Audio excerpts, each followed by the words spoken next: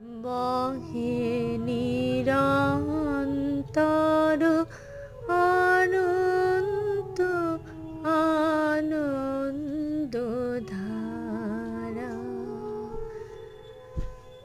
Hello বন্ধুরা, আজকের এই সুন্দর হলুদ ফুলটি যা বসন্তকালে গ্রাম বাংলায় হয়তো সবারই চোখে পড়ে।